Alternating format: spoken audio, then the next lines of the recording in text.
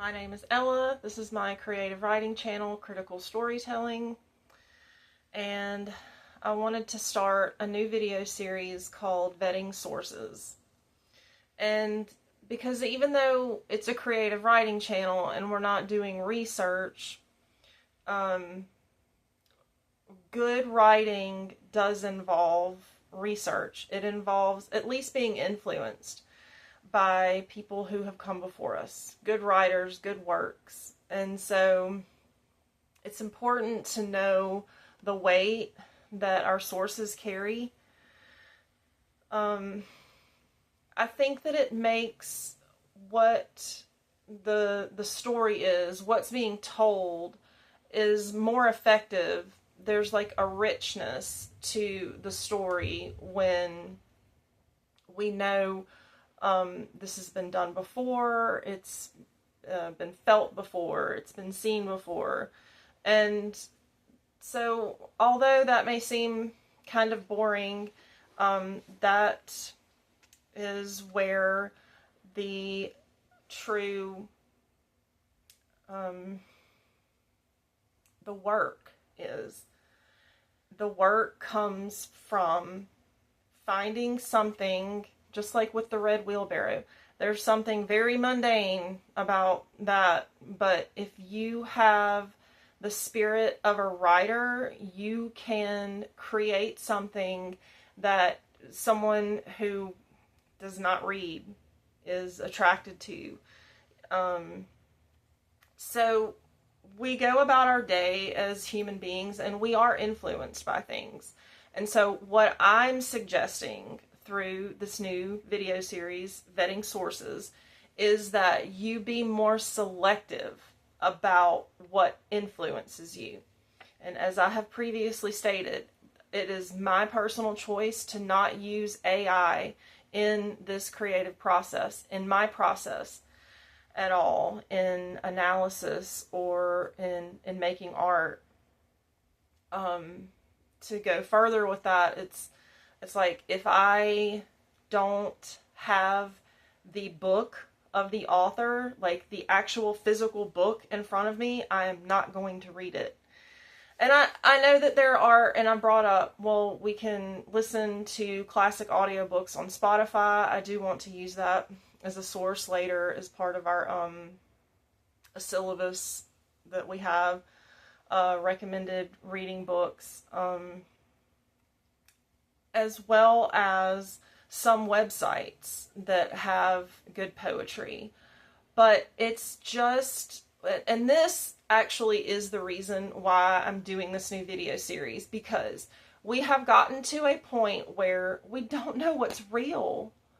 What is real anymore has become, on top of everything else that human beings have had discord about, the reality of whether or not something exists in a true form is now up for discussion. It's very frustrating, and that's why I'm saying, well, I'm not using AI at all. I exclude it. I have opposed it from the beginning, but also in that same spirit of I'm a traditionalist and I want to be true to the creative process that human beings have always used. Who are we to dispute that it works? Like, we already have the greatest that has been so far. And so if we're going to improve upon that, we need to master the discipline that those who came before us had. And so that's why we're doing Vetting Sources. I believe that it's the best way to make sure that, like, we have a place in our minds where we want to take the reader or the listener if you're telling a story. And we're not going to get there from some end point.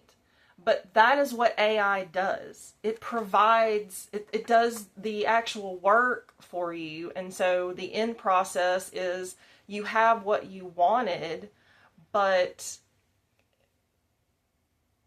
I don't think it's as effective. I don't think it can be as effective. As a matter of fact, I feel like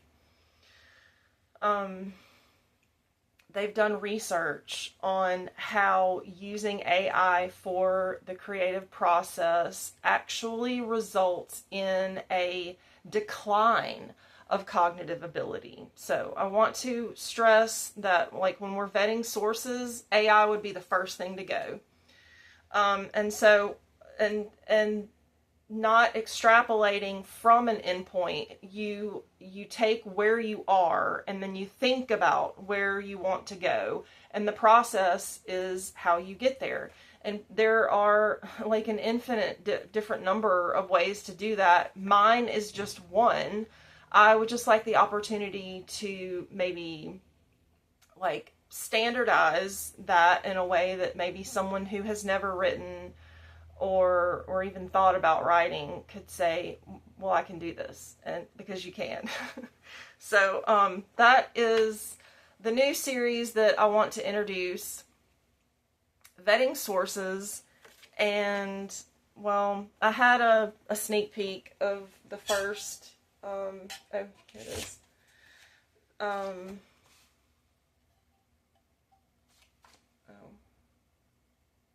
No, I do have examples, but I think we're going to save those for the first item in that series.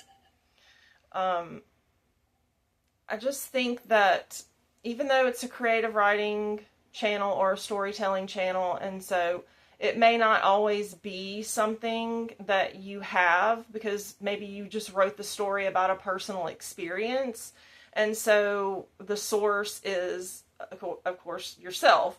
And then we can get into the scientific process of how does the brain retain memory, and false memories are stored the same way as true. Well, I mean, we're doing the best we can, but that if we do the work to make sure that our sources are valid and true, that we limit the exposure to bad writing by at least ensuring that it's somewhat reliable as a source, and that if it's not, we don't use it.